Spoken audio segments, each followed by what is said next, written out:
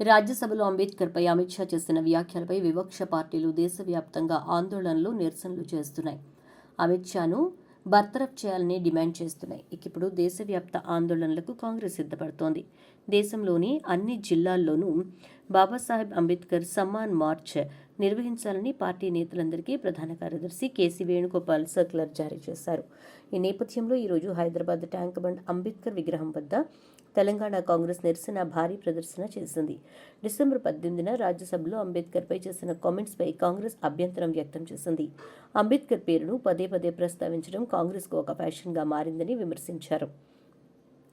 దేవుడి పేరు పదే పదే తలుచుకుంటే కనీసం స్వర్గమైనా దొరుకుతుందన్నారు. ఈ వ్యాఖ్యలపై కాంగ్రెస్ తీవ్ర అభ్యంతరం వ్యక్తం చేస్తూ అంబేద్కర్ని అవమానించినందుకు అమిత్ షా క్షమాపణ చెప్పాలని, తక్షణం రాజీనామా చేయాలని డిమాండ్ చేసింది. దీంతో కాంగ్రెస్ నిరసనలకు పిలుపునిచ్చింది.